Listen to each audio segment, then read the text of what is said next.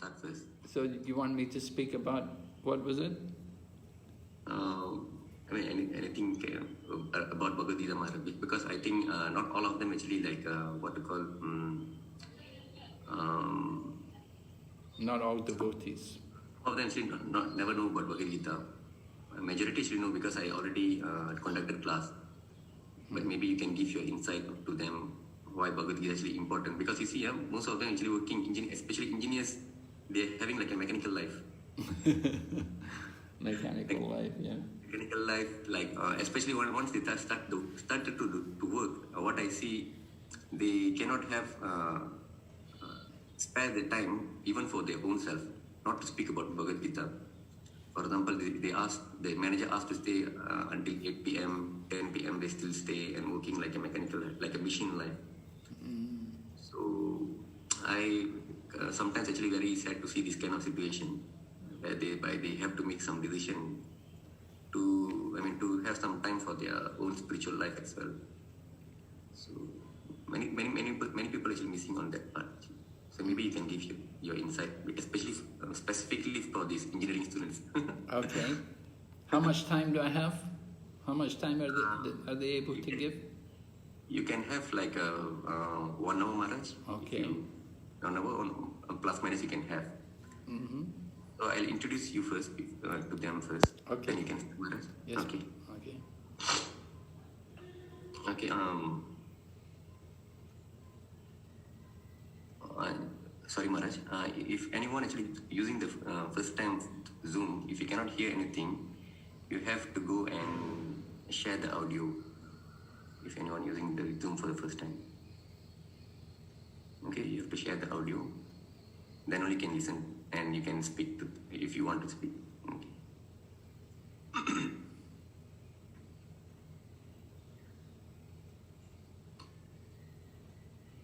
Okay, before we start the session, let me introduce Guru Maharaj first.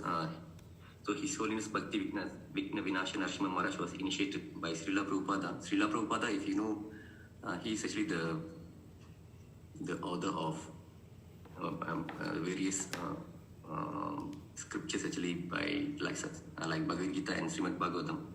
So those who have the Bhagavad Gita, you might know who is Srila Prabhupada. In London in 1971. So a year later, he received Brahmin initiation.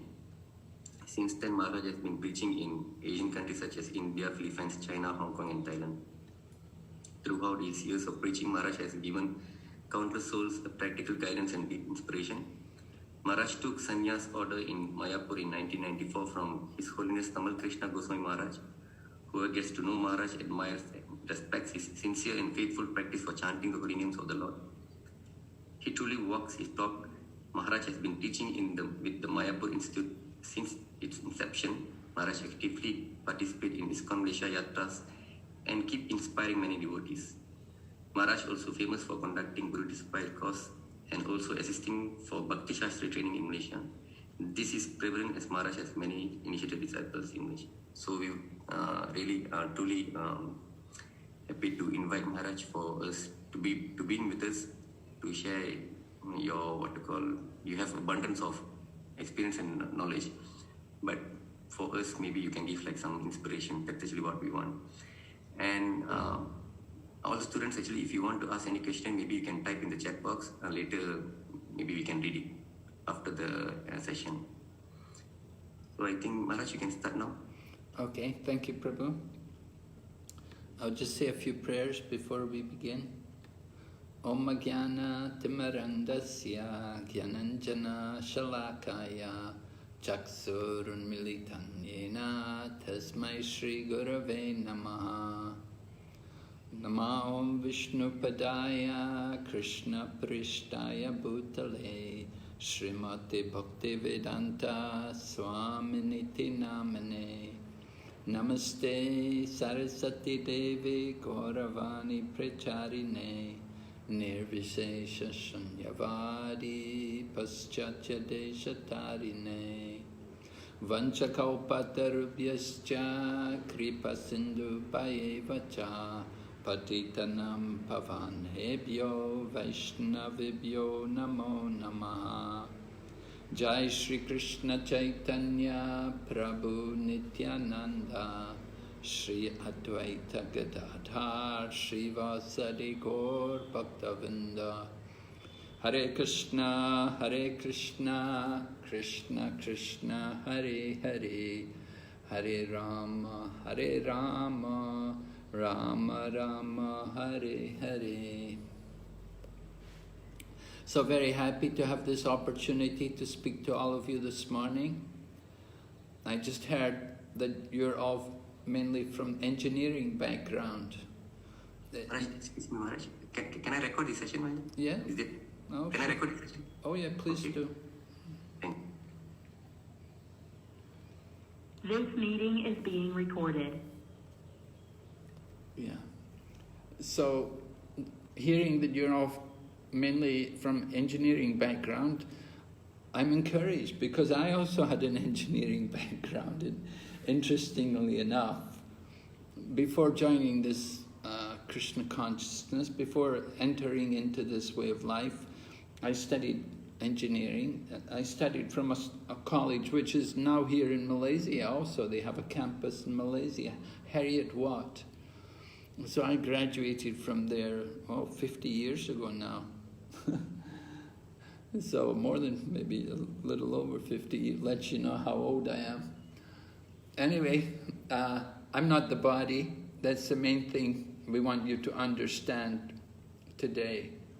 That I'm not the body and neither are you. We're living in a body. And the body is temporary. We have to understand the nature of this life and the nature of our own existence here in this world. We've taken birth and we've accepted a material body. Why? Why did we take birth? We didn't choose. We didn't choose where we're taking birth. We were forced. And we were forced by laws of nature. There are laws of nature. Just as there is, in the course of having a child, there has to be a mother and there has to be a father. The father will plant the seed in the womb of the mother and the child will take birth. So in the same way, there's a father, the supreme absolute truth, and there's a mother, the material nature. So we have all come through the material nature, and due to contact with the material nature, we took this material body. I want you to understand that the science of Krishna consciousness is unique. It's different from what we learn at college, what we learn in school. You know, we think we're studying science, but all we're learning is material science. When you come to Krishna consciousness, you have to develop the understanding of spiritual science. There is not just only matter, there is also spirit. Now, unfortunately, people are not educated to understand spirit. In the Bhagavad Gita, you know, if I quote Bhagavad Gita to you, I know some of you are not familiar with the Bhagavad Gita, probably most of you. But anyway, I'm going to quote some things which are said there in the Bhagavad Gita, because Bhagavad Gita is like our law book. Just like if you were a lawyer and you go to court and you're defending someone, you would give evidence from different cases which had been already heard and tried before in the court, and you may quote from another law book. And so similarly, in presenting Krishna consciousness, we give evidence from Shastra. Shastra means scripture, and scriptures are books like Bhagavad Gita.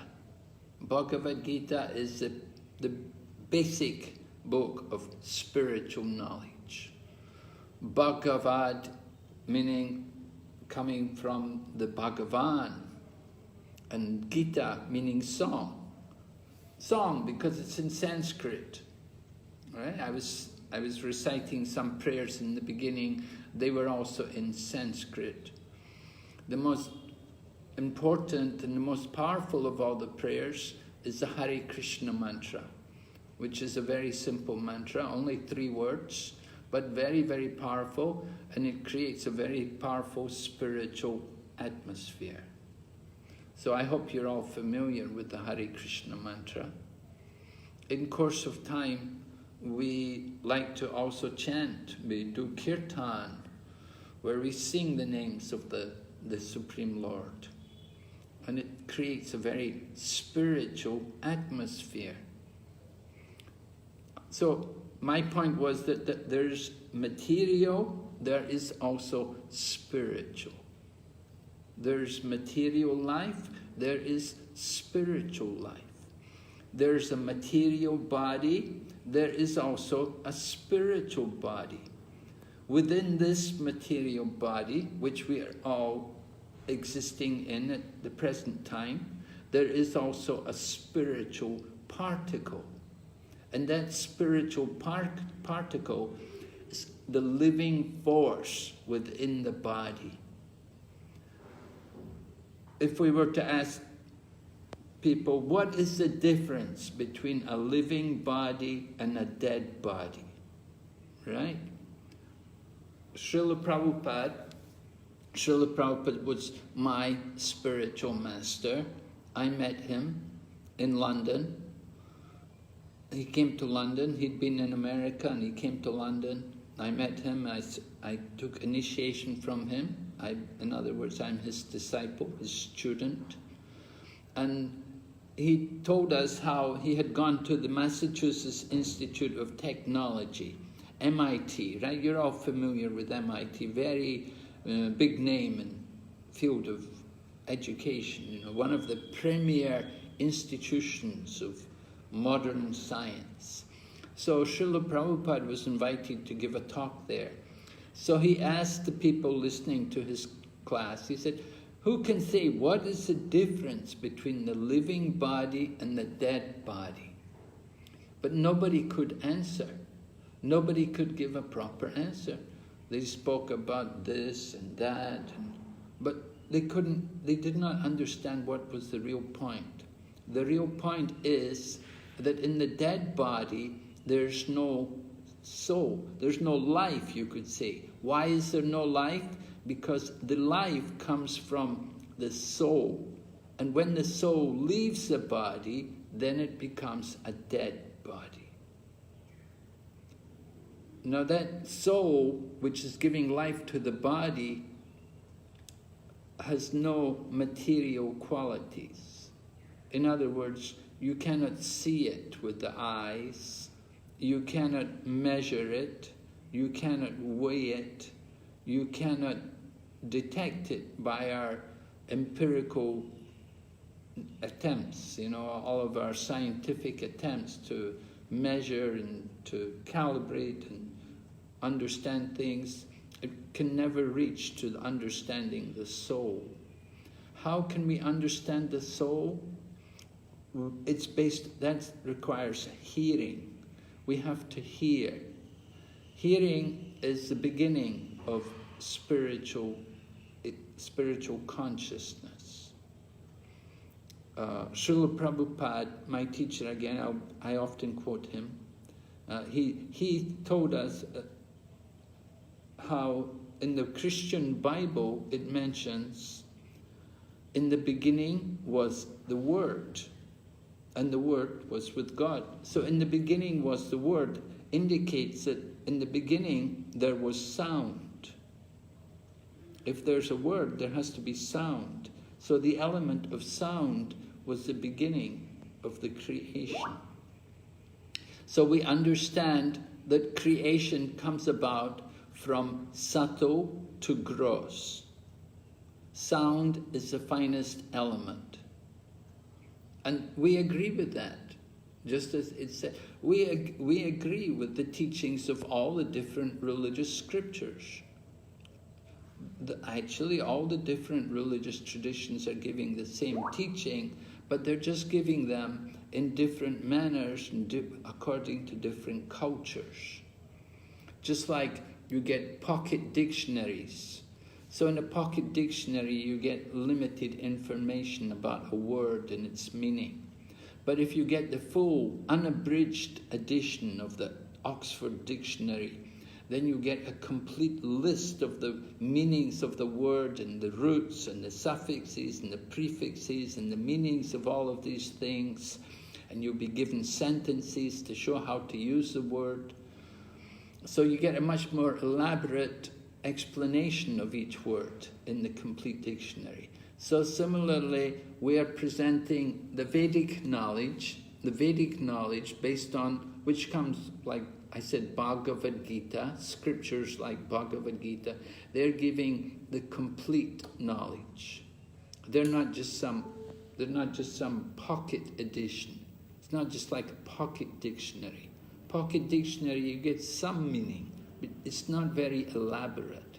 But when you get the full dictionary, the unabridged, then you get the complete explanation.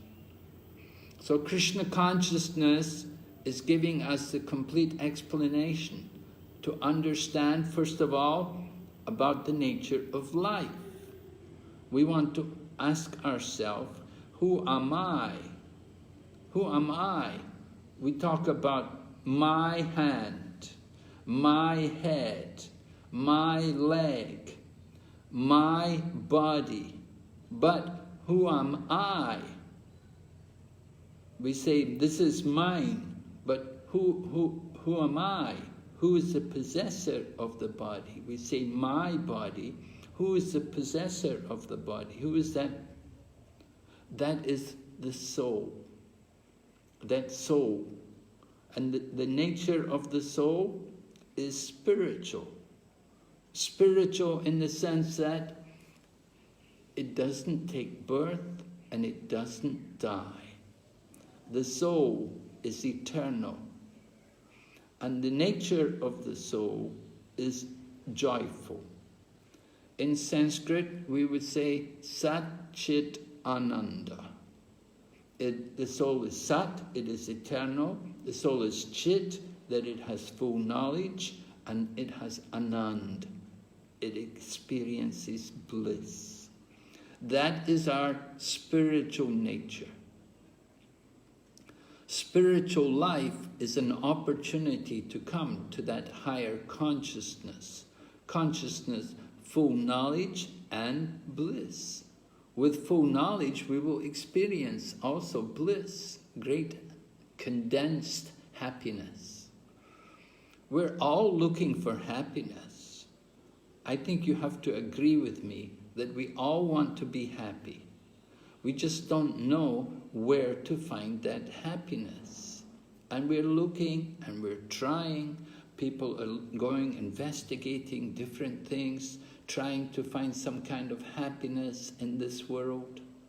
And often, so often, we're simply disappointed. We try to make relationships with people, thinking they will bring us happiness. We try new experiences. We travel and we go and we want to do different things. Sometimes just like you come to study and then you want to go on, maybe study more, or you want to take up a career and then you want to change the career. And we're always trying to find some happiness in this world. But it's very difficult to find happiness, because the nature of the body is not happiness.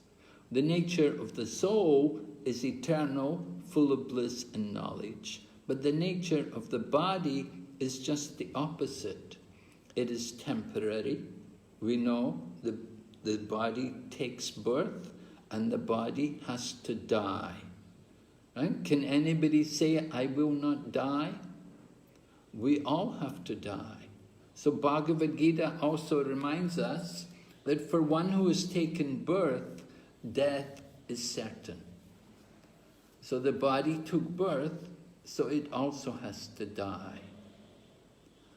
The body is temporary. The body is also in ignorance.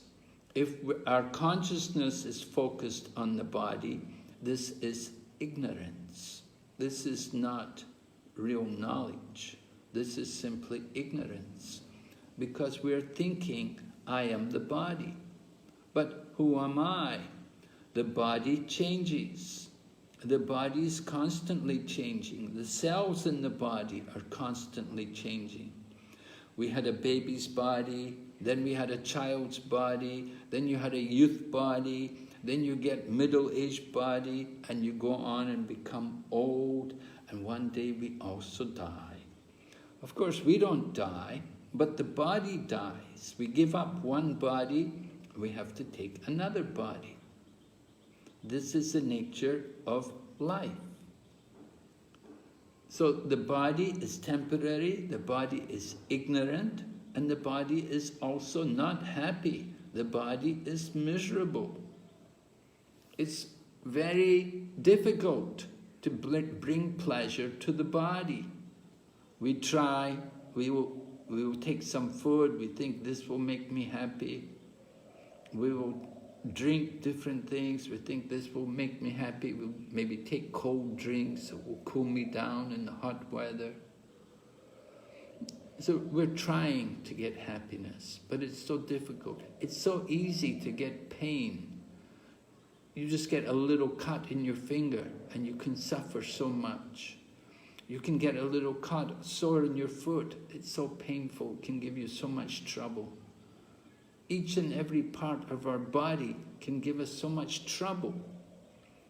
To get pleasure from the body is not so easy.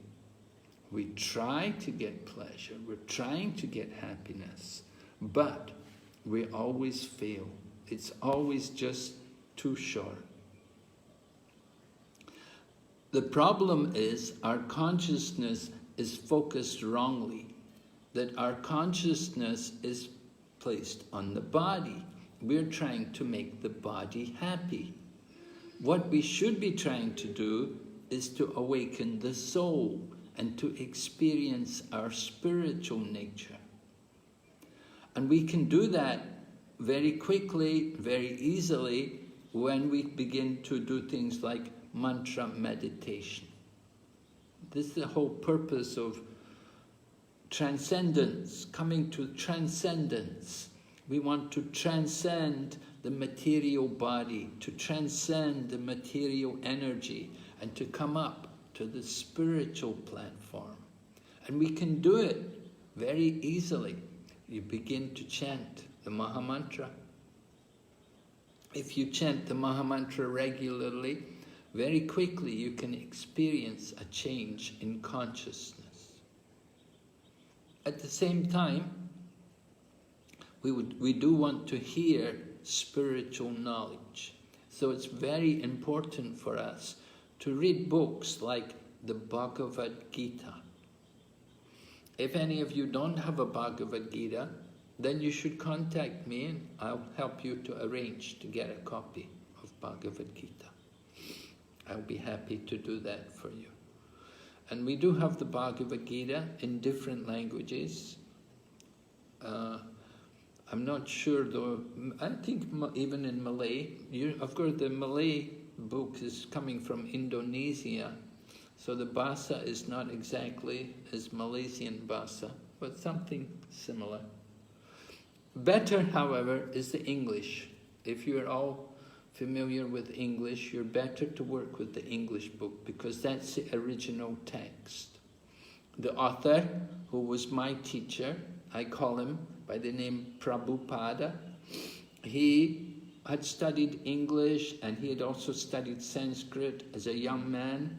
He was brought up in India, in the city of Calcutta, and he went to a British school and he studied Sanskrit and he studied English and as well as Bengali and Hindi and things. So he was fluent in these languages. And then after studying, he had the opportunity to meet his spiritual master. Just as I have a teacher, my spiritual teacher also had a teacher. And his spiritual teacher also had a teacher. This is the proper way of receiving spiritual knowledge. It comes from the teacher to the disciple, to the student. Just like somebody, if somebody says, I'm a doctor, and you ask him, where did you study? They say, oh, I didn't study, I've just realized it all myself. I've done everything on my own. Then you'll be very doubtful about his ability as a qualified doctor. So similarly, somebody's a practitioner of spiritual life, and they don't have a teacher, they never studied under, we should be very doubtful of their authority. So spiritual knowledge is passed down in a line, and the original teacher was Lord Sri Krishna. Lord Sri Krishna appeared in this world 5,000 years ago. At that time, he had spoken the Bhagavad Gita. His purpose in coming to this world was to re-establish religious principles. And he did this through his speaking of the Bhagavad Gita. So the Bhagavad Gita is, we said, the beginning of our spiritual education. Our spiritual education begins by understanding our identity, that we are not the body. We live in the body. Just like in Malaysia, many people have their transport, they have cars, or they have a motorbike, motor scooter or something, or maybe just a bicycle. So somebody's driving their car, and they can, you're driving the car, so you think, I am this car. And somebody else is on their motorbike, you're a motorbike, or you're a bicycle. No, we're simply making use of a vehicle for transportation. But of course we drive a vehicle, we identify with that vehicle. And we are thinking, I am this car, I am Mercedes-Benz, or I am BMW, or I am Perodua, Perodua, as they say in Malaysia. There's a popular car, which is an economical car. So we identify with these different vehicles. In the same way we identify with the body. Someone's thinking, I'm a Chinese, I'm a Indian, I'm a Malaysian, I'm a Thai. Like that, we identify with the external features, with the material body. We're thinking, I'm a man. Someone else thinking, I'm a woman. Actually, this is all the illusion. This is simply the body. Just like I'm wearing the shirt. Does it mean I am the shirt? Bhagavad Gita gives an example. In the Bhagavad Gita, Krishna says, Vachamsi janani yata vihaya navani grinati naroparani tata sharirani vihaya jirnani anyani samyati navani dehi. So Lord Krishna is describing here that just like we change our dress, we change our shirt, we change the shirt, but we're still the same. I'm still the same person. Today I may have on the red shirt. Tomorrow I may wear the white shirt. But I'm the same person. I haven't changed. I've just changed the dress. And the body is also just like a dress. And just as I was describing, we change the body in the course of our life. Every day the body's changing. The cells are changing. It's taking different appearance. When we're young, we have a full head of hair, and as we grow old, the hair becomes grey and maybe even drop out. You don't have even hair. You become bald. Right? The body changes. So many parts of the body change. Our teeth can go rotten and we have to replace them all with false teeth. And in Japan, they do things like, they don't like to have the brown eyes, so they like blue eyes. So they get special things put on their eyes so that their eyes look like they're blue. Of course, their eyes are not blue, but they like to look like they have blue eyes. So this is the body. It's a dress. And just as we change the dress, we're changing also the body. Just like you may have a bicycle, and then you get a motorbike, then you get a car, you change the vehicle, but you're the same. The driver is the same. So who is the driver in this body? Within this body there's the driver. That driver is the soul. Without the soul, the body's finished. Similarly, without the driver, car cannot go anywhere. You need to have the driver. Airplane, you have to have a pilot. It's not going to just, unless you have one of these, what is it, drone. Maybe the drone's coming. But even the drone, there's somebody controlling it somewhere, right? Somebody's got the control mechanism. So with this body also, there's the soul within this body. And we're taking care of the body, but we don't take care of the soul. We spend a lot of time and money to look after the body. We spend a lot of time, we do exercises, we do sports, recreation, dancing, so many different activities we like to do for the body, to keep ourselves fit and healthy. And we do things for the mind. We have to find mental release. You want to relax, you do things. Sometimes people even want to do meditation just to relax. But we have to do something for the soul. It's not just only the body and the mind, but we must also take care of the soul. We tell the story in this regard. We tell the story about a person who was keeping a bird in a cage. There was an old lady. She didn't have any company at home. She was living alone. So she got a bird in a cage, with a nice cage. And she thought, the bird will sing to me all day. I'll be able to talk to the bird, and the bird can sing to me. So for some time, she was happy. The bird was there, and the bird was singing, and everything was going nice. But then, after some days, she found the bird laying on the floor of the cage. And she wondered what had happened. Because the bird was not old, it was a young bird, and when she purchased the bird, it was full of life. But after she kept it in the cage for some days, now the bird was laying on the floor of the cage. And she thought, what's wrong? I did everything. I got a nice cage, I put a beautiful bell in the cage, and I've cleaned the cage. The cage has been very clean. I don't know why the bird died. What was wrong?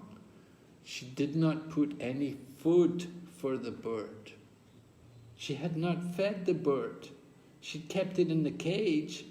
She'd given it a bell, she'd given it a mirror, she gave it a swing, but she didn't put any food there for the bird.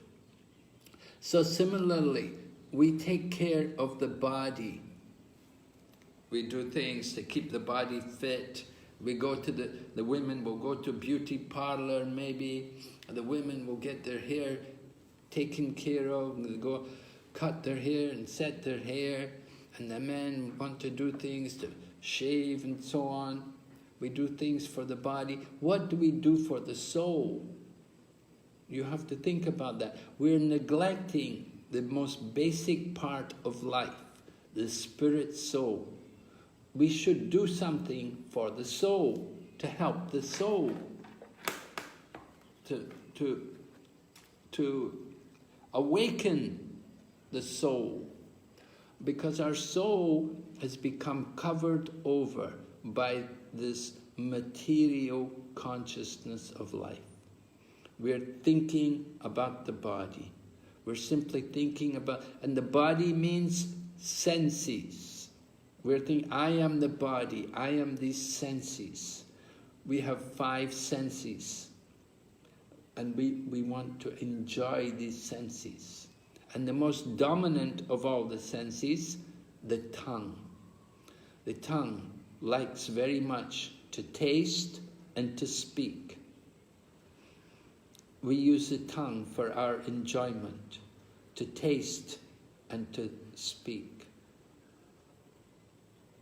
But in the process of to develop spiritual consciousness, that we could say for the practice of yoga, we have to learn to discipline the senses. We want to raise our consciousness above the body. We want to get free of the effect of the senses and the force of the senses. We have to learn to control the senses, not to be the servant of the senses. Now, animals, they cannot understand this. What is the difference between human beings and animals? Human beings have senses. Animals also have senses. Animals also eat and sleep. They also mate and defend. They do the same things. Human beings do them. But a human being is meant to control his eating and sleeping and mating and defending. Animals, they do these things without restriction. They're controlled maybe by nature. But the human being, he's more responsible. He's held responsible. If we do things like a dog, then we will suffer. Human life is not meant to be like an animal. Human life is meant for thoughtfulness. We're meant to inquire, to understand. We're meant to inquire about life. Who am I? Why am I here? And why am I suffering? We often think, oh, I want to be happy. Why am I suffering? Actually, the suffering is of the body. The soul is not suffering. But because we identify with the body, we think we are suffering. We have to come out of this illusion. So the best way, the quickest way to come out of this illusion is by reading Bhagavad Gita and chanting the Maha Mantra. The chanting of the Hare Krishna mantra is a very powerful spiritual sound vibration which immediately awakens the consciousness and brings us out of the material illusion, brings us to the spiritual platform. We can understand ourselves as a spiritual being, spirit soul. So these are some basic points I want you to understand today. I want you to understand, first of all, that we're not the body. There's no need to feel that we're unlucky. Oh, my body, I'm not very intelligent, or I'm not very rich, or I'm not very strong, I'm not very healthy, whatever I'm not. But we should think, thank goodness I'm not the body. I'm a soul. The body which we have is the result of our past activities. And similarly in the future, we'll take another body depending on how we use the body in this life. So this life is a preparation for the next life. This body is sometimes described to be like a field. Just like if you have a field, a piece of land, then you can grow different things. You choose what you want to grow. Are you going to grow rice? Are you going to grow beans or melons? What are you going to grow? We have that choice. We have that free will. So similarly with our body, we have the choice how we're going to act, what we're going to do with this body, what kind of activities, what kind of seeds are we going to sow. Chinese people have a saying, if you plant melons, you will harvest melons. And if you plant beans, you will harvest beans. We get the results of the things we do, the seeds we plant. So we want to be very careful and thoughtful. Human life is meant for thoughtfulness. As I said, different from the animals. Animals, all they can think about is eating and sleeping, mating and defending. But human beings are more intelligent. They have a greater intelligence than animals. We can see human beings, we produce. We can take the land and grow food and produce the food. The animals, they can't do that. The animals, they can just only eat whatever nature provides. But the humans, we are given this greater intelligence. And we're meant to use this intelligence to understand more about who I am, why I am here, and where are we going in the future. If we don't think about the future, then we'd be very foolish. We do, just like you go to college, you're thinking about your future. So you want to extend that future, not only this future, but the next life also. We want to think about these kind of things. So these are some points. Maybe I'll stop here and just ask for you to, if you have any questions or any points which I've not made clear, or anything you would like to say, then you could now open up. We'll open up to all of you. I know you're all intelligent people, you're all students. So intelligent people have questions. So someone would like to ask a question? Hare Krishna Maharaj, thanks for the inspiring session. So before we start the Q&A session, let me summarize first, because some actually joined the session actually late. So what Maharaj said today, shared with us today is actually, first he shared about we are not his body. And if we are not is the body, who am I? We have to think about it. So we are actually the soul. We are living in the body. So once we are in this material body, we are bonded by the law of nature. And when we are bonded by the law of nature, we cannot find the true happiness. And actually, we are expecting for the true happiness. So the real happiness only could be experienced by the soul, which is living inside this material body. So to understand the nature of the soul and to bring the real happiness, what we should do. So the answer is, therefore we have to surrender to the Bhagavad Gita, the scriptures, which give the complete understanding. It is not like a pocket dictionary, it actually gives the complete understanding for us to know about the soul. Apart from that, we also use our senses, like our hearing and then our tongue in a correct way to receive the knowledge.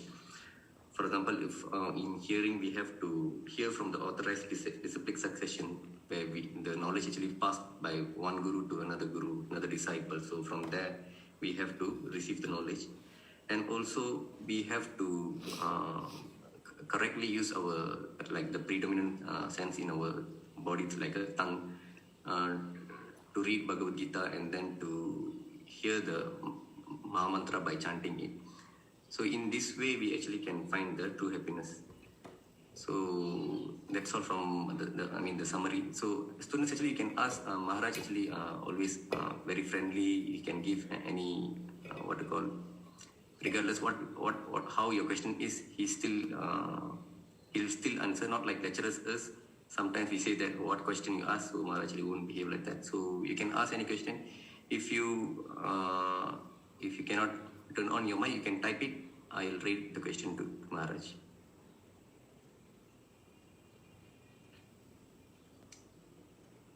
We have some students actually always ask a lot of questions, but I really don't want to ask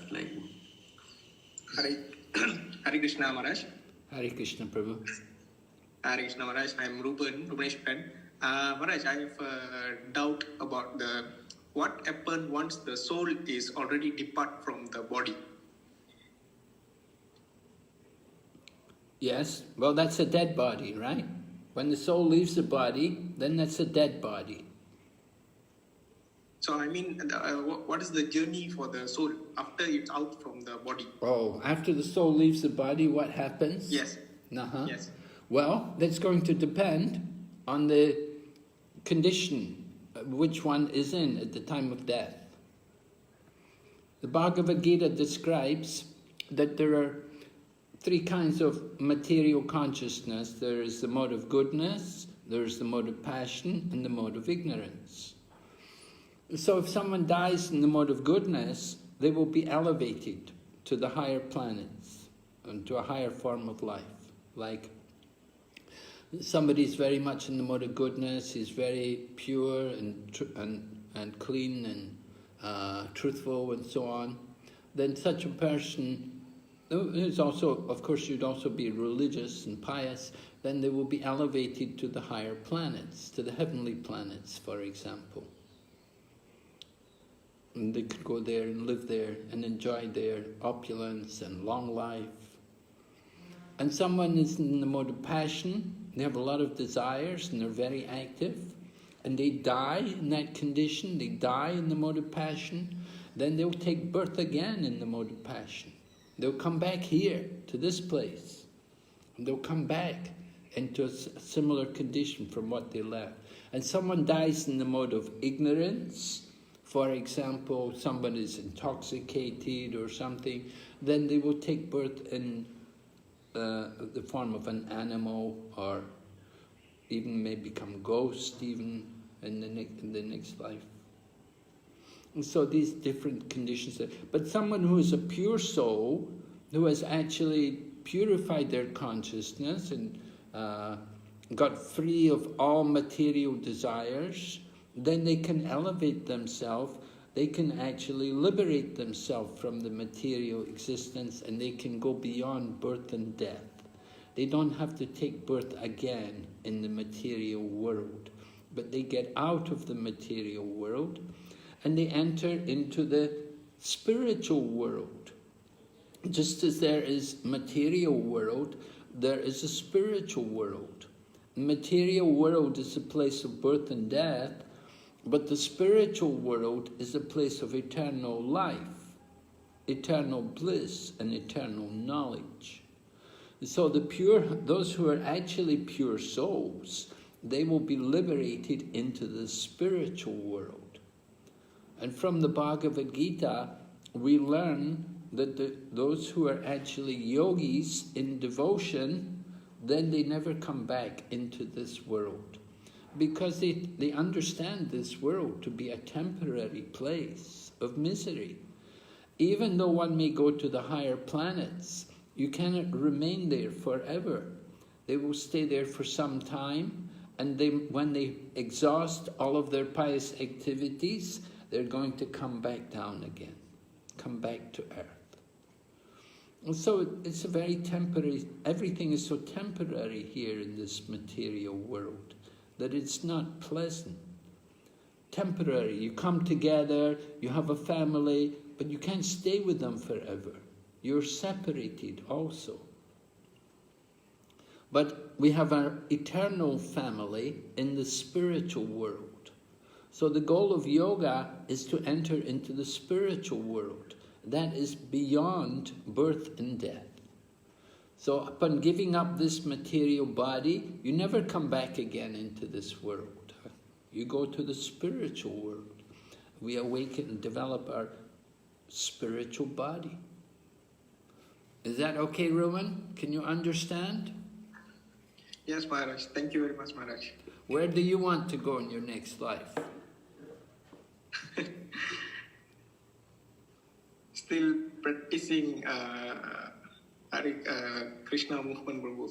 So, be a servant of God and devotee group. That's very nice. Yeah, be the servant. That's our position. Yeah, that's our position. Usually in material world, everyone's trying to be the master. Everyone wants to be the master. In the family, the wife wants to be the master, then the husband also wants to be the master. Everyone wants to be the controller. This is conditioned life. Material nature causes us to think like that. But when we purify our consciousness, we understand that our actual position is to be servant. There's more pleasure in being the servant than in being the master. Think about it. Yes. We have other questions also, Maharaj. Can I read that for you from the students? Okay, Prabhu. So one of the students actually asked, good morning, Maharaj. My question is based on Bhagavad Gita.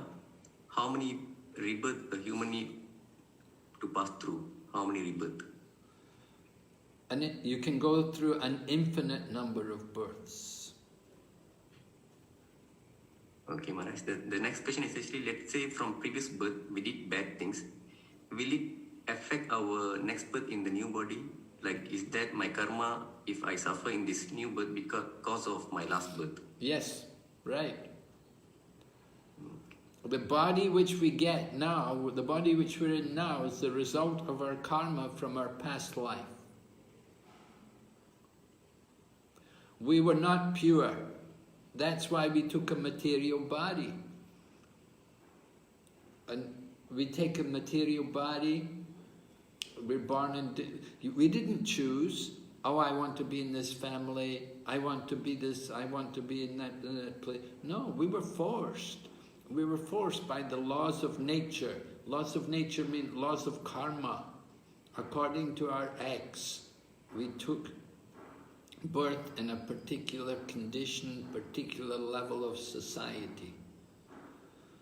Somebody's born in a very rich family and somebody's born in a poor family. Someone's very good looking and some people not so good looking. Somebody's very healthy, other people not so healthy. Somebody's very intelligent, other people not. This is all karma. It's all due to past activities. So we have some good karma, we have some bad karma. Okay, Maharaj, thanks for the explanation. And then the next question actually from the student is, what does Bhagavad Gita say about revenge? Bhagavad Gita said, don't try to get revenge. Bhagavad Gita said, just forget it, drop it. Whatever's happening, we should understand is happening because of something we did in the past. And we should just accept it. If we think, you know, there's a saying, an eye for an eye, a tooth for a tooth. So if we apply that principle, then the result will be nobody will have any eyes and nobody will have any teeth. Because everybody will be knocking each other's eyes and teeth out. And that will go on continually. So don't think about revenge. Somebody does something bad to us, we should accept it. That I must have done something bad to them before, and now they've come to get back at me. So just accept it in that way. Right? Okay, Maharaj, thanks for the explanation. And then the next question is, my question is about COVID-19. Any chances that it happens because of karma? Oh yes, definitely. This is it. It's all karma. The COVID-19 is the karmic reactions for the whole planet. Because the whole planet is engaged in sinful activities.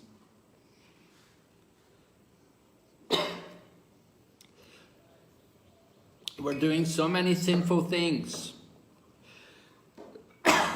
We're killing animals, we're exploiting the resources of nature, we're taking all the petrol, all the oil out of the earth, we've cut down all the trees, we've ruined so many forests, we've done so many terrible things to the planet. We can see how the planet is heating, all the snow caps have melted, even the ice pack, the South Pole, North Pole, they're also melting. We're going to have a hot increase in the level of the sea, and it's going to result in flooding. So we're responsible for everything. All the problems in nature, it's all our doing. So COVID-19 was also our doing. That we're trying to conquer nature, we're trying to exploit nature, and the result is we get things like COVID-19. So many people dying, so many diseases. Now, if you read something like Ramayana, ancient history of India, the Ramayana, and we read about in the times of Lord Rama, what was the condition of the planet, what was the condition of the people. There were no diseases like that. There were none of these things. There was no chicken flu or foot and mouth disease or mad cow disease. We're responsible. We did all it. We've messed up the planet. We've messed up the whole material world. We made a big mess of it. The pollution in the cities, the rivers all polluted. Many rivers even run dry. Why? Because of all the things we did. So similarly, COVID-19, karmic reaction. And you can see it's having a good effect. That the world's becoming a better place because of it. People are not going mad anymore, traveling everywhere. The rivers are becoming more pure. The water's cleaner than ever. At least here in India, the Yamuna River was very dirty. Now it's much better. And the air also is much better. There's not so many people on the road, not so many airplanes flying everywhere. So a lot of reduction in the level of pollution. It's good. People are told stay at home, don't go out. They closed all the nightclubs. That's good. They stopped all the sinful activities. So material nature has its way of correcting us, helping us to give up our bad habits. And so COVID-19 was one of the reactions to stop all the sinful activities. Of course, not all the sins, but some of them.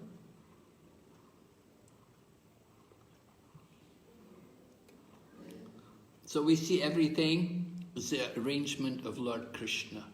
He's the controller. He's like the judge. He's equal to everyone, but everyone gets, according to what we deserve, we get the results. So we deserve this COVID-19, and we have to suffer for that. Okay, Maharaj, thanks for the explanation. And the next question is, Hare Krishna Maharaj, my question is, if this birth we are saint, for instance, will we born as a saint in next birth too? Will we carry the goods of present birth to next birth? Thank you.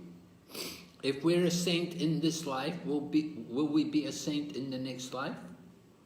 Yeah, they're asking, will we be a saint in the next life, and then are we going to bring the goods of present birth to next birth? Well, yes, generally, a person who is very saintly in character, then they will take a very good birth in the next life. For example, somebody may be the son of a sage, and he may be living in the forest with his father.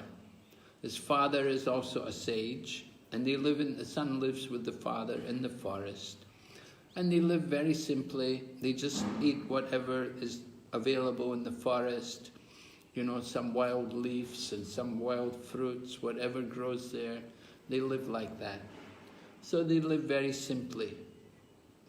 So the son and his father, they're not doing any harm to anyone. They're very, very pious. They're very saintly.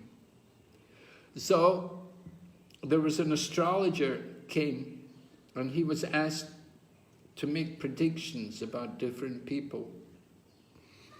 So the son of the saintly person came, and the astrologer blessed him. He said, "May your death come soon."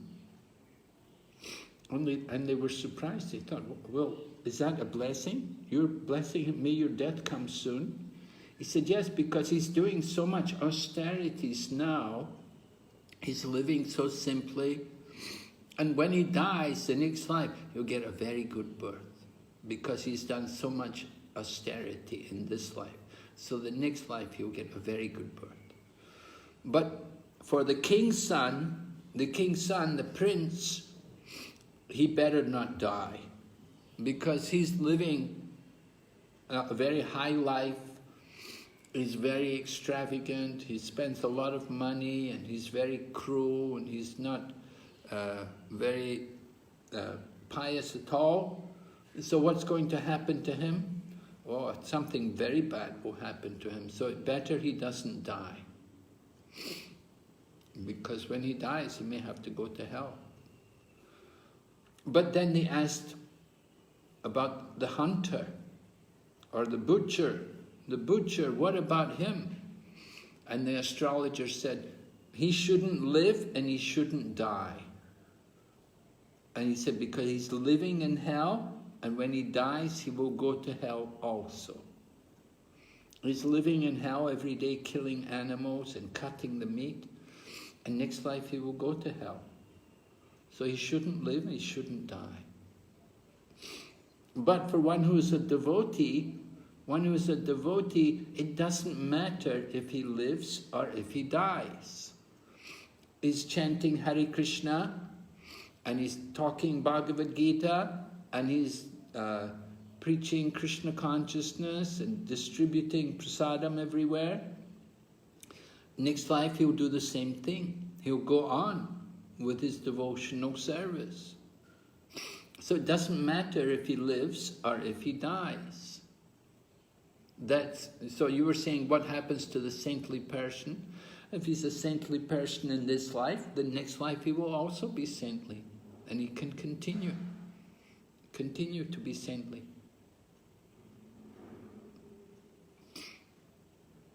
Hare Krishna Maharaj.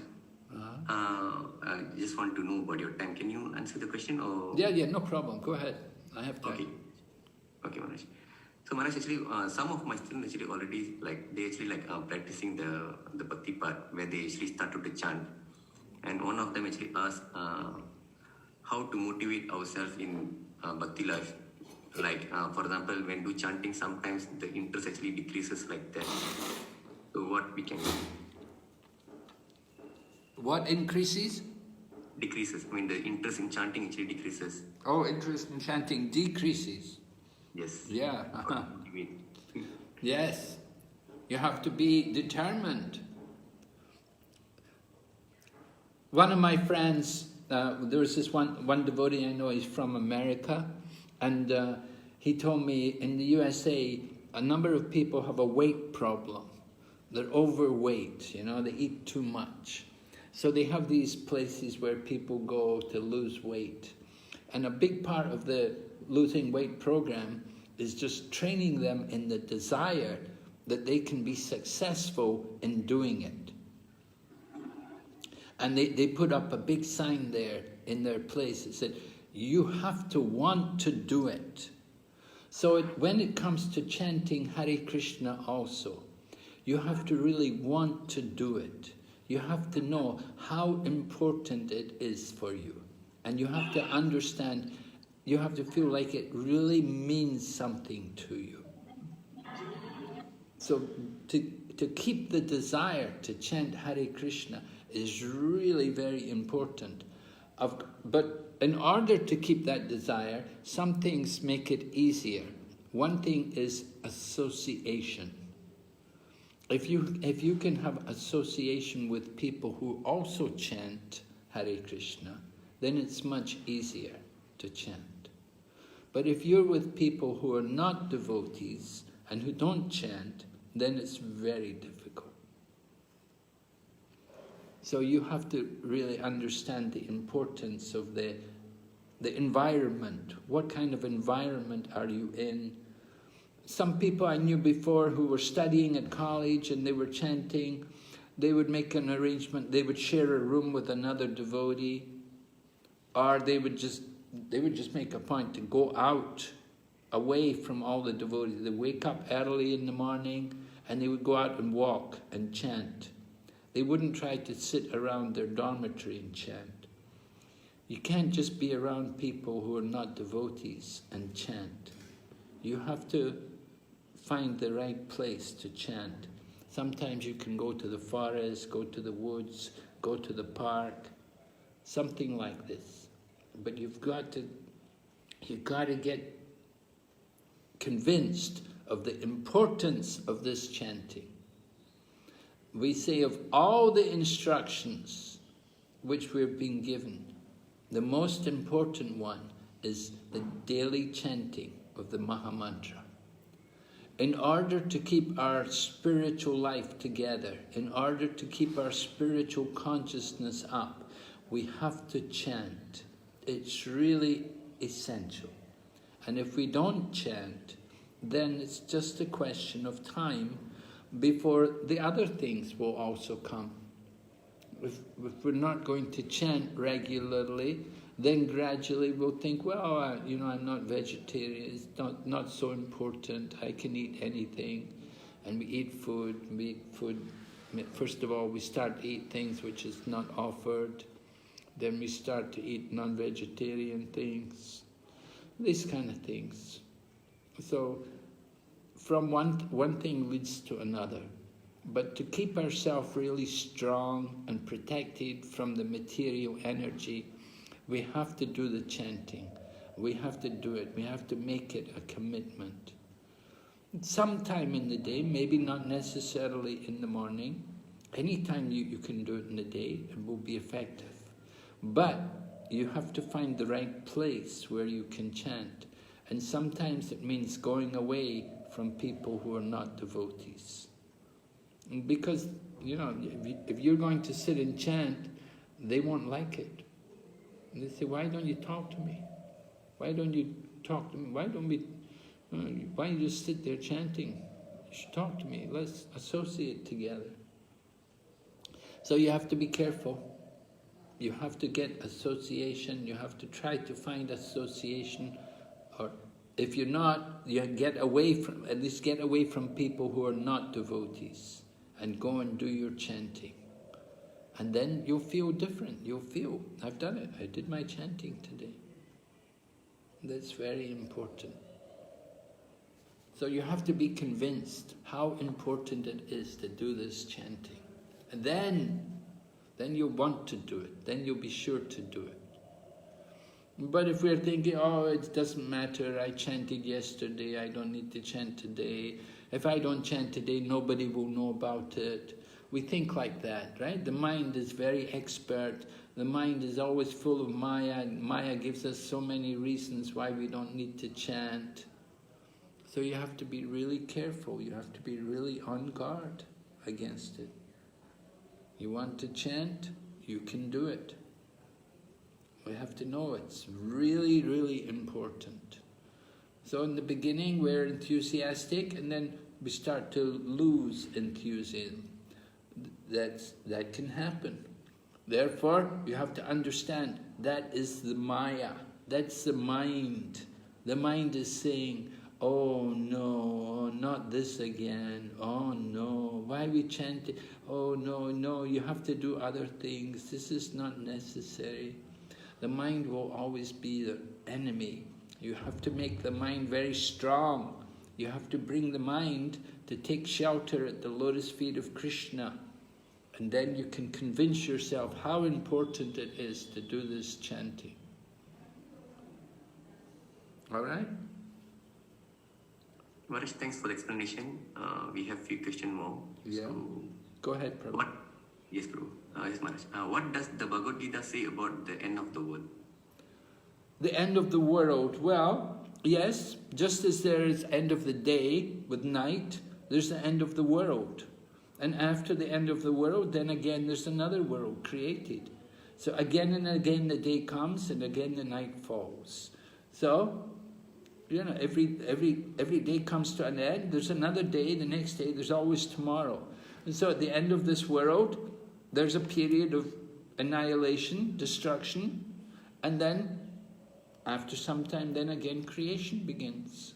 So it's going on continually.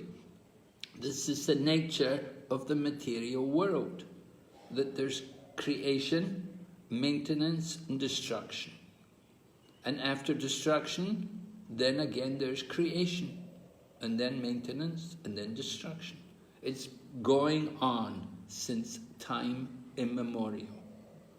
This is the nature of the material world. Just as our bodies are temporary, this world is also temporary. The material energy is eternal, but the creation is not eternal. The elements are eternal, but sometimes they're manifest, sometimes they're not. But they're all eternal. But just the nature, like we put up big buildings, we create cities. There were so many empires. There was the Roman Empire, the Greek Empire. We can see these different things. You go to Egypt, you see the pyramids, and you see the Sphinx. We see these things that we don't know who built them, how long ago they built them, how they did it. You know, these things, they're built for some time, but they don't stay forever. After some time, the stone gradually erodes. Cement doesn't last forever. And cement gradually weakens and the whole thing falls apart.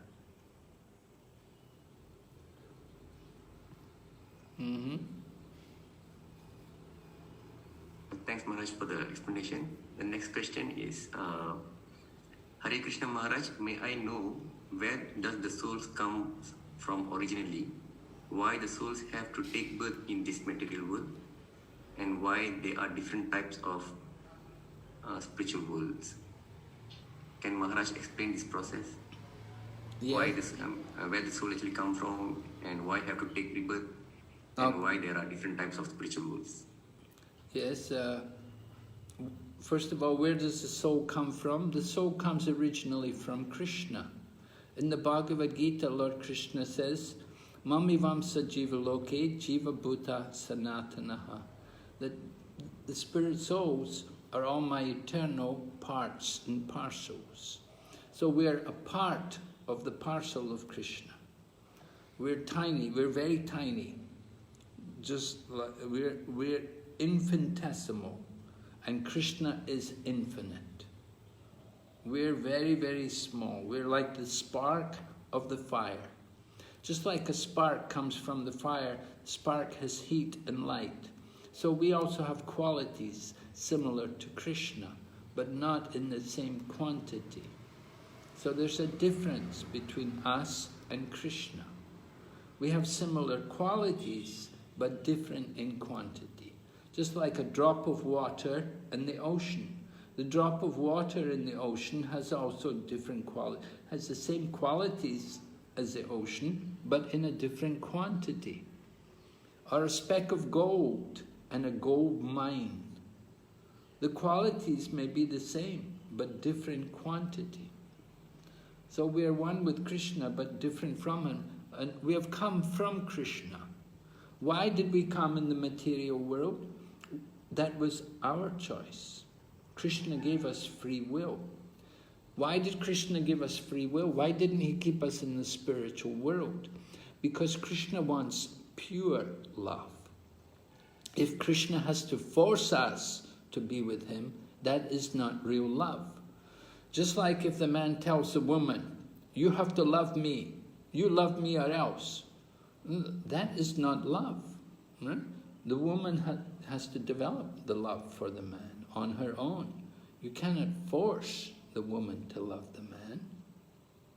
And similarly, Krishna does not force us to love him.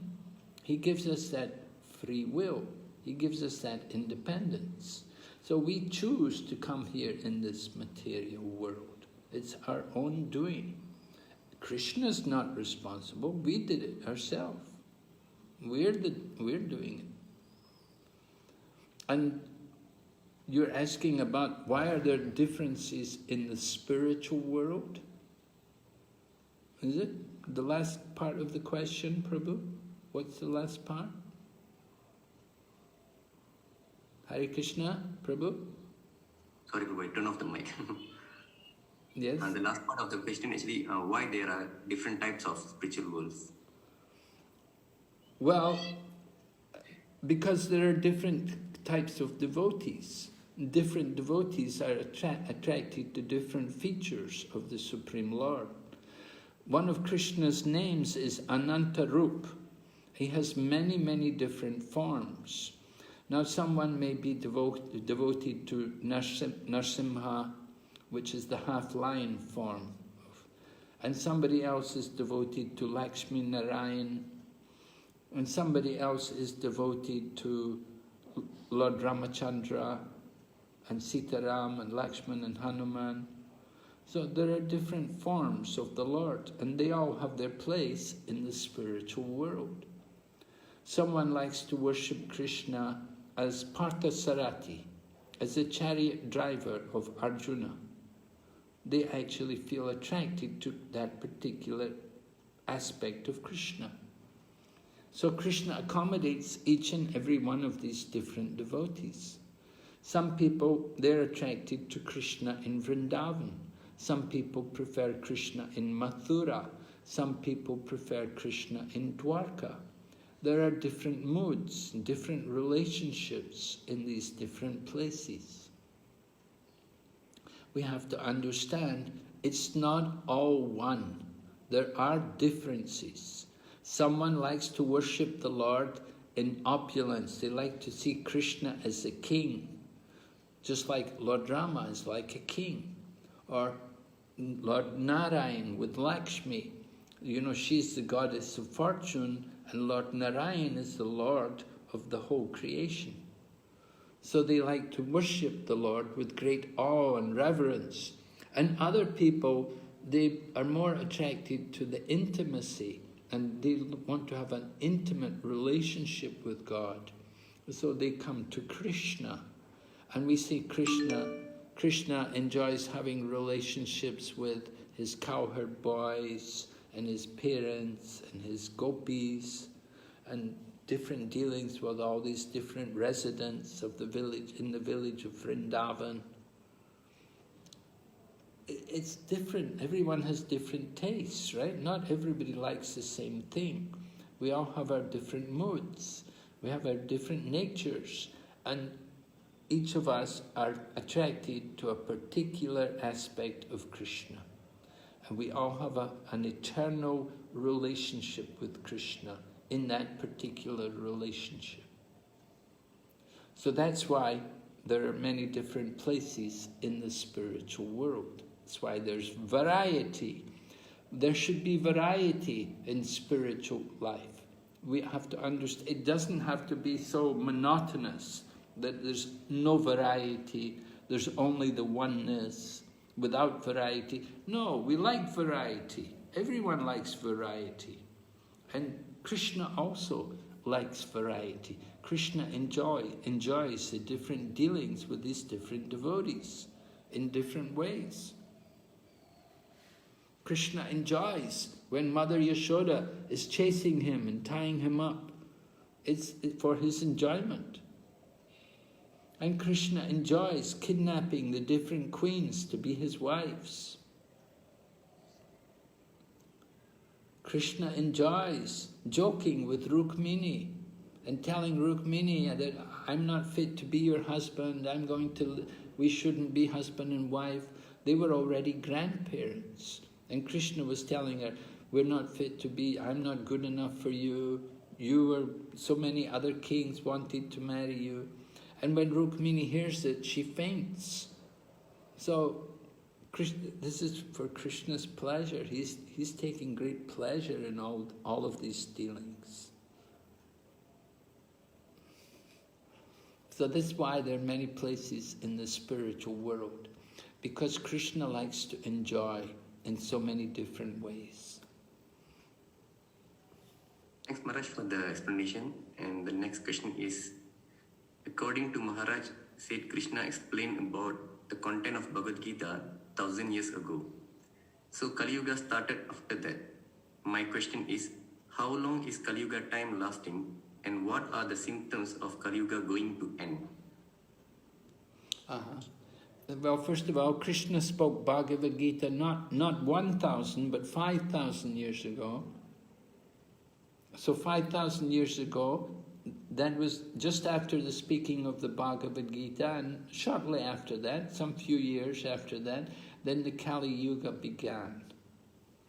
So the Kali Yuga began, we can say approximately 5,000 years ago. And how long will it go on for? It will go on for 427,000 years. 427,000 years. In other words, the Kali Yuga is made up of 1,000 ages taken together. Oh no, that's the day of Brahma. Wait, how is it calculated now?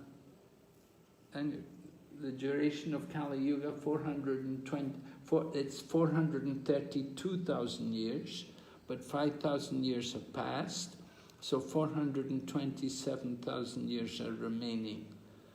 And what will be the nature at the end of Kali Yuga? Well, at the end of Kali Yuga, it will be very difficult for people to live. Many people will be living below the ground. There will be practically no food anywhere, and the level of taxation will be so great that people will have to go and live in the jungle or in the forest. At the end of Kali Yuga, everyone will be of demonic nature, and then Lord Kalki comes. The avatar at the end of the Kali Yuga is called Kalki, and he comes on a white horse, and he will just kill the demons who are remaining, and then after he does that, then it will begin again Satya Yuga. So the next millennium will begin again. After the Kali Yuga is over, then we come back to Satya Yuga. And great sages who are in the Himalayas, they will come down from the Himalayas and they will begin again the Satya Yuga. So at the end of Kali Yuga is followed by Satya Yuga. And the sages come. Those sages who've gone away, didn't want to be here during the Kali Yuga. They all went away to the Himalayas and they're doing meditation and so on. They will come down when this Kali Yuga is over, 427,000 years later. They will come down, they will reappear, and we will begin again the Satya Yuga. But at the end of Kali Yuga will be very bad. No food, the taxation will be so great, people will become very sinful, there will be no chanting of the names of the Lord, nobody will do yagya. We don't know if anybody will know about scriptures, probably not. Everybody will be engaged in sinful activities. That's Kali Yuga. Kali Yuga means age of quarrel. The qualities of people in the Kali Yuga are described that people have a short life. If you live to be 40, you're a very old man. That's a very old life. If you get to 40, at the end of Kali Yuga, people won't live very long. They have a short life, they're lazy, they're misguided, they're unlucky, and they're always disturbed. They don't have any peace of mind. So that will increase, all of these things will increase as we go on in Kali Yuga. People will become more lazy, they don't want to bathe, they don't want to wash their clothes, they don't do anything, they have no cleanliness, no morality, misguided, so many cheaters will be there, unlucky, even people who are looking for the guidance and who want the truth, they get misled, and nobody has peace of mind. We can see so many people have to take drugs just to get a night's rest, just to be able to sleep. They cannot sleep without taking sleeping pills. They're so disturbed, there's so much stress. Even little children going to school, they feel stress. One of my devotees I know in Singapore, their daughter came home from school a few years ago and she brought a booklet from the school. helping your child cope with stress. The girl was 7 years old, and they have to they're telling the parents how to help the child cope with stress. This is Kali Yuga. Everybody's so much anxiety, so much stress, and that will increase more and more as Kali Yuga goes on. But we're very fortunate just now we're in the golden era of the Kali Yuga. So for the next 10,000 years, since the appearance of Lord Chaitanya appeared some 524 years ago. And so about that, so since the appearance of Lord Chaitanya, we began the golden era in the Kali Yuga. Just like in the winter time, sometimes you get some good weather. So in the Kali Yuga, it's all bad, but sometimes you get a good period. So Lord Chaitanya came, and there's a good period for next 10,000 years. Good period means it's good for devotees to take advantage and to spread the Sankirtan movement. But of course, there's still a lot of demons. There's still a lot of atheism. There's still a lot of people who have no faith. Is that all right? I think it's a good explanation, Maharaj. Then the next question is, why need to be vegetarian? Why need to be vegetarian? Well, we would ask you, do you eat people? Do you ever eat people? Why don't you eat people? I hope you haven't ate people. I hope you don't eat people. Why didn't people may eat meat? Why don't they eat people? Because people are different from animals, aren't they? I hope you can agree with that. That people are different from animals.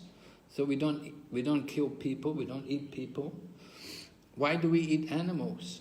Well, we don't need to eat animals. Animals are different from vegetables. Vegetables are the proper food for the body.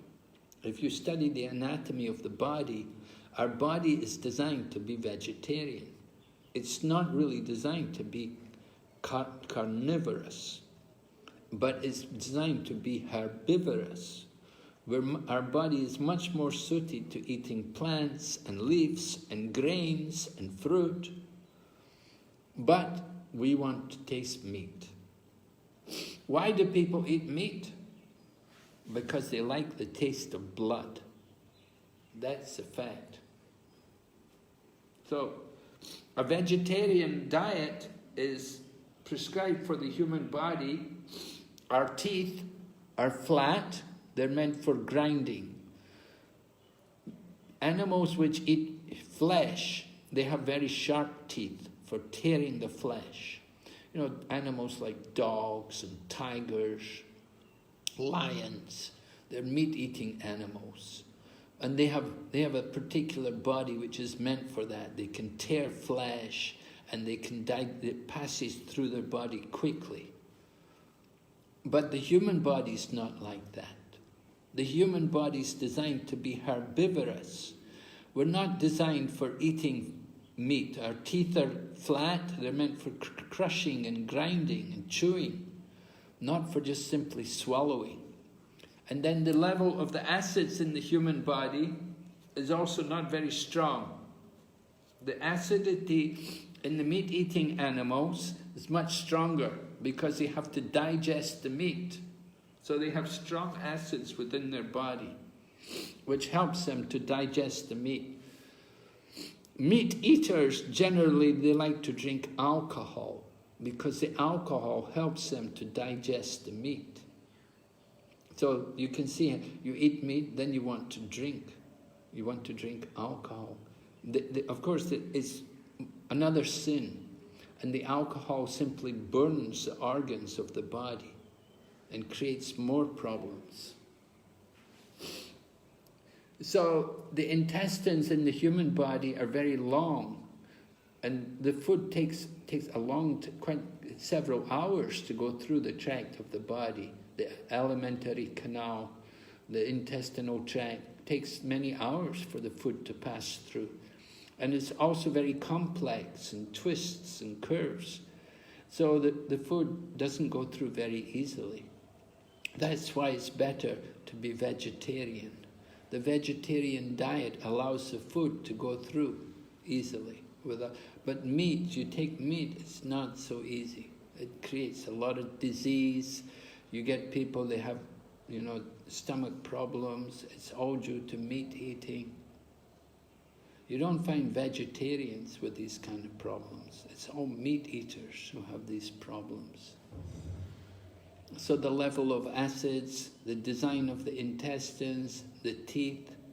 And then if you look at economic factors also, that when we use the land to grow crops and to produce grains and vegetables and so on, we can feed many people.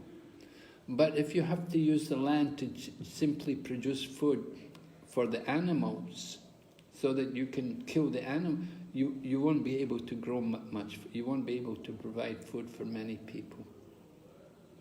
So as far as economic problems go, it's much better for the economy for people to be vegetarian.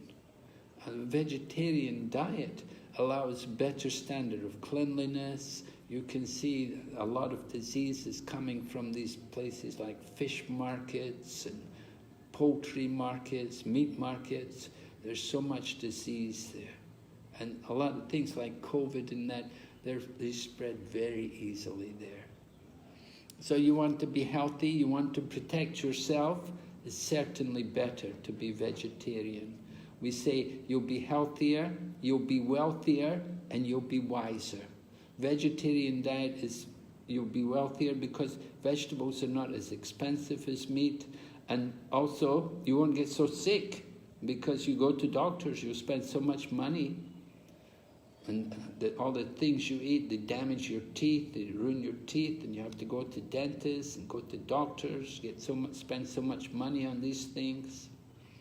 So you save money by being vegetarian, and you'll be wiser also, because the pain which we give to animals, that will come back to us. You may say, I didn't kill, but we're paying people to kill on our behalf. Other people are doing the killing, and you're taking the flesh and eating. So you also get a share of the karma. And that karma comes in the form of so many different diseases and suffering. Just like we say, this COVID-19, this is suffering. And it's because we do things like this, because we're killing so many animals, because we're exploiting the resources of nature. We're thinking everything is just simply for our enjoyment. People think animals are just here for us to eat. They're so cold-hearted, so cruel. They cannot understand these animals also have consciousness. They also have feelings. People today, they take so much care of dogs, and they kill the cows. It's so ridiculous. It's so wrong. Take care of dogs. Dogs don't do anything for people. But the cow gives the most valuable food in the form of milk. Milk is very important for the health of people. And certainly children, when they're born, they're supposed to drink milk. They drink their mother's milk for some time, and then after some time, then they have to drink the milk from the cow, the natural milk. So this is very important for the body to develop nicely by drinking milk. But if we kill the cows, then the cows won't give milk anymore. And we create terrible karma. It's a cause of war. Killing animals, we start to kill animals, then we don't think anything about killing people. We become so cold-hearted and so cold-blooded that we will just simply kill. We think, oh, just kill them. Someone's my enemy, I'll just kill them. So this is the ignorance which people are in. We have to learn how to properly prepare vegetarian food. People think a vegetarian diet means to be undernourished. They don't understand how to prepare food properly. If you get a proper balanced vegetarian meal, you'll feel very satisfied and nourished, and you'll feel much healthier. Unfortunately, a lot of people, they don't know how to cook, and they think being a vegetarian means you just eat some green leaves and some rice, which is not true. The vegetarian diet can be very varied and very delicious, very satisfying and nourishing, full of protein and healthy. Everything is there. But you have to know how to cook, you have to learn. So people need to be educated in these things. It's all education. And our education, of course, all we're getting educated in is the body. We're educated in the material world. We're not educated how to take proper care of the soul. And it begins by eating. George Bernard Shaw, a famous British author, he said, you are what you eat. So you eat food, you eat that kind of food, you become like that. You eat food in the mode of ignorance, you become in the mode of ignorance. In the Bhagavad Gita it's described there, different kinds of food. Food in the mode of ignorance, food in the mode of passion, and food in the mode of goodness. Food in the mode of goodness increases the duration of life. It causes us to become healthy and happy, and we don't have to worry about disease. And food in the mode of passion is that food which is very hot and spicy, and that also can lead to disease. And food in the mode of ignorance is food which is animal food, animal flesh, and different things like this. So it's all mentioned there in the Bhagavad Gita, and you'll see that in chapter 17, different foods in the mode of nature.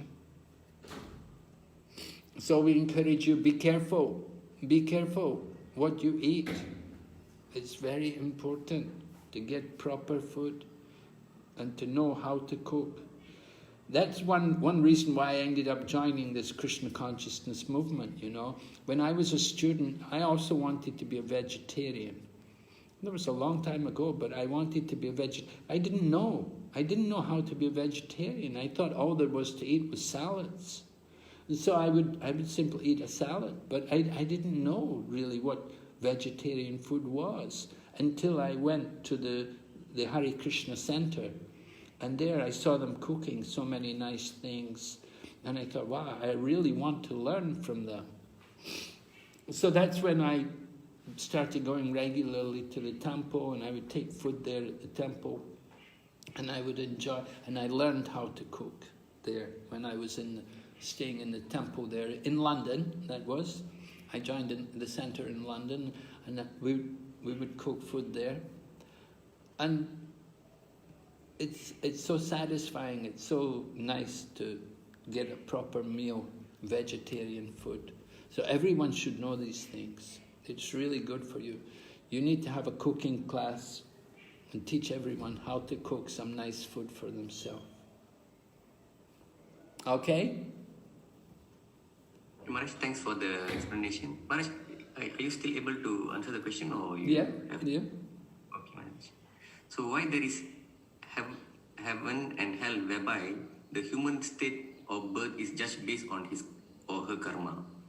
If a person does a good karma, he or her will be in better life, and for those who does bad karma will be suffering in their next life. Based on this fact, what is the function of heaven and hell? So if there is a rebirth, why there is actually function of the hell and heaven? That's actually they ask the question. Well, somebody does good deeds, their reward is that they go to heaven.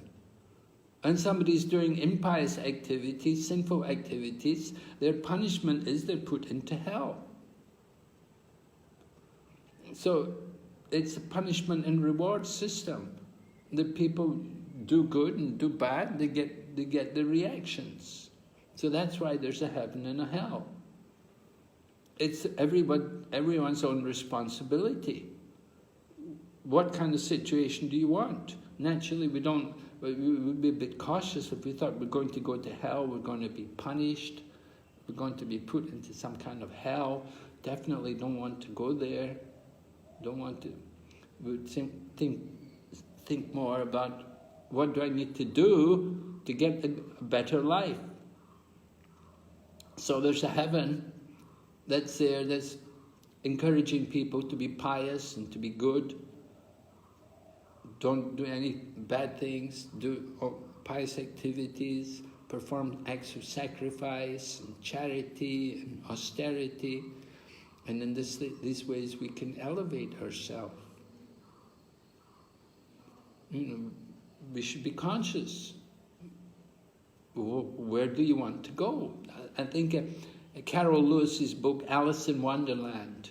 Alice went into the Wonderland, and she came through into the Wonderland, and she just entered in there, and then she thought, where do I go from here? So they said to her, well, where do you want to go? She said, well, I don't know. So they said to her, then it doesn't matter which way you go. Because she didn't know where she wanted to go.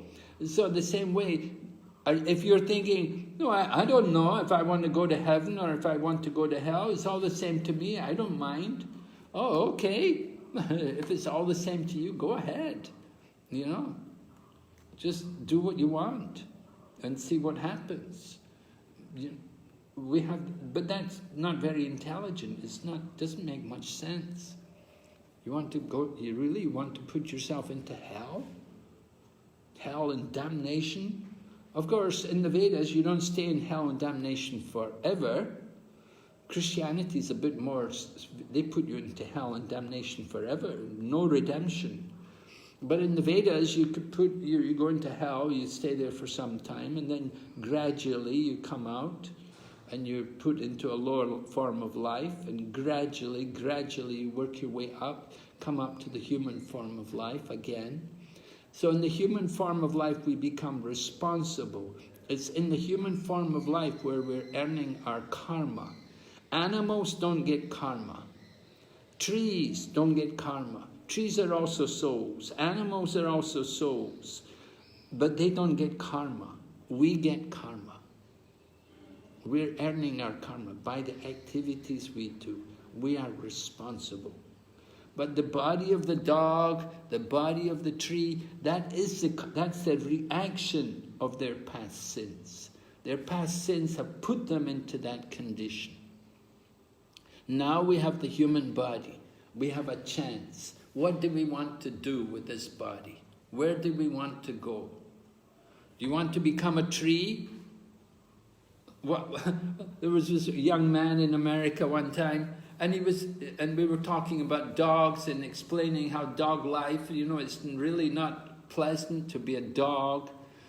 And he thought, oh no, I think dogs are okay. I think they have a good time. They run around all day and play with each other. And so we say, okay, then go ahead, become a dog. If you're thinking dog life is very nice, go ahead. They put a thing around your neck and they tie you to a leash and they pull you. Like that, you're dragged around. Maybe you have to be a puppy dog and put on a leash. Or maybe you're a wild dog, a street dog, and you're kicked around. It's really not a very pleasant life, the life of the dog or animals. And these bodies are reactions. They're reactions due to bad karma. So we can help them. We can elevate even these animals. We can give them prasadam. We give them spiritual food offered to Krishna. And we give them also, we let them hear the holy name. The loud chanting of the holy name benefits all living entities. So we try to chant the holy name, try to chant Hare Krishna, Krishna Krishna, Hare Hare, Hare Rama, Rama Rama, Hare Hare. By chanting the holy name, then we can help to elevate all of these different souls to come to a higher life form. Understand? Did Thanks for the Yeah? thanks for the explanation. We have two more questions, Maharaj. Uh-huh. So this question is very long. I'll try to summarize it. The student actually he said that Hare Krishna Maharaj, his situation is actually quite special where he said that the soul go out often to see the other worlds, and also she can like foresee when his father going to pass away. So his father already passed away, and she also said that she cannot consciously taken into the other world's things where she cannot reach an agreement with people around this world, which means she actually cannot how to say she actually cannot. I know the student. She actually always have like lot of disagreement with the people around, and also finally she say that how I can enhance my own soul consciousness. I feel like I cannot control my own soul. No, you can control your own soul, but you have to start by chanting the Hare Krishna mantra. The problem is your restless mind. It's not your soul you can't control, it's your mind. And you have to control your mind, and the mind is controlled. Higher than the mind is intelligence. And intelligence is seated next to the soul. Right? There's a hierarchy within the body. The senses is higher than the body. Higher than the senses is the mind. Higher than the mind is intelligence. And then higher still than intelligence is the soul. So intelligence is seated next to the soul. You want to control the mind, and you get that intelligence from the soul. You have to start chanting the Maha Mantra very carefully. And you have to chant it incessantly, every day, 2 hours a day. You have to do this chanting. Your reckless mind is causing you a lot of problems. Because of your mind, you argue with people. Because of your mind, you find fault with everyone. You don't have friends. And the biggest enemy is your uncontrolled mind. So you have to control the mind. You have to chant Hare Krishna. And you have to do it regularly. And you should be very careful what you eat also. If you eat contaminated foodstuffs, contaminated food means animal flesh, non-vegetarian food. It's all contaminated. It will affect your consciousness. You have to eat food like fruits and vegetables and grains. You can take also milk, but you cannot take any animal foods. And you shouldn't even take foods like onion and garlic, because they're very spicy and they also increase the agitation of the mind. Onion and garlic are aphrodisiacs, and they stimulate the passion, they stimulate the lust in the mind. So you want to avoid these kind of foods. And this way you'll become more calm and you'll become more peaceful. So you have to start to do these things. You have to chant Hare Krishna carefully, and you have to also you have to be very careful what you eat. You should try to eat pure food, vegetarian food. And read the Bhagavad Gita also. Right? Do you have a copy of the Bhagavad Gita? You can read about the mind. Read the 6th chapter. The mind can be the friend, the mind can be the enemy. Your mind is your enemy. Your mind makes so many enemies for you. So many more enemies. Because you argue with everyone. You argue with everyone. You find fault with them. You don't find fault with yourself. You only see the good in yourself, and you see the faults in everybody else. That's very bad. You have to see your own faults. Don't look at others' faults. Look at your own faults. Then you'll start to improve. And you want to get rid of your own faults, you have to chant. You have to chant the Maha Mantra. All right, Prabhu? Okay, Maharaj, thanks for the answer. One last question, Maharaj. Yeah. Hare Krishna Guru just wanted to ask, the person who going to die, does they know that they will die in few more days. Do they know? They may know, yes. Sometimes they know. Not always, but it's not uncommon. It happens, people know. One lady I know, she just told me her father just passed away. He called them up, he called up all his children 5 hours before, and he said, I'm leaving the world today. And 5 hours later, he laid down and passed away.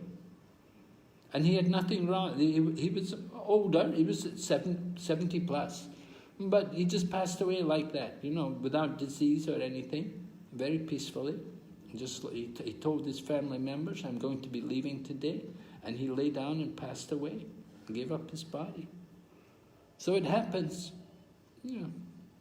The point is, you have to know how to leave the body. We have to be prepared. We have to hear the holy name, and we have to think about the Lord. We don't want to come back in the material world. If we come back into the material world, even you come in heaven, it's still not good, because there's still birth and death. Everywhere in this material world, there's birth and death. You want to get out of this world. No more birth and death. If we have to come back again in this world, we've not passed. We've failed. Just like if you have to take your course again, you've failed. You didn't do it good. So the same way with this human life. If we have to come back again, take another material body, it's not good. We want to finish the birth and death. We want to go to the spiritual world. And to develop that qualification to enter the spiritual world, we have to develop an attraction for Krishna. We have to hear about Krishna. We have to chant the name of Krishna. You want to be with God, you have to think about Him. You have to start hearing about Him. It's very important. And particularly at the end of life, you want to do that. Srimad Bhagavatam is like that. The Srimad Bhagavatam is telling about a great king who was cursed to die. He had 7 days to live. So he went to find somebody to guide him. What was his duty? What did he need to do to prepare to die? So you can read Srimad Bhagavatam, and you can read how he prepared for 7 days for leaving the body. He stopped eating and drinking, he stopped sleeping, and he just simply heard spiritual knowledge. Just like what we've been doing for the last 2 hours, you've been hearing about Krishna. So he did this for 7 days, non-stop. And at the end of 7 days, he gave up his body, he went back to Godhead, went to the spiritual world. All right? So thank you very much for all these questions. Okay, Maharaj, thanks, Maharaj, actually, for the explanation. I think the question actually ends. And thanks for your time, Maharaj. Actually, you spent almost 2 hours till now. And give the the discourse, and after that you answered tirelessly all the questions of the students. And also thanks to the students. Normally they won't ask a lot of questions in my class. Today they asked a lot of questions to you. So I believe they're interested in knowing more about the spiritual and then the soul. So thanks again, Maharaj. In future, if there is any interest from the student or anything, we will call you again. Okay, very happy. If there's any questions, any need, please let me know. I'm always free. Can you give a class? Thank you so much for all your questions. I appreciate your intelligent people. You're all nice, good, intelligent brains there. So you try to read our books and learn this Krishna conscious philosophy. So thank you so much for your time. Have a good day. Hare Krishna. Hare Krishna, Maharaj.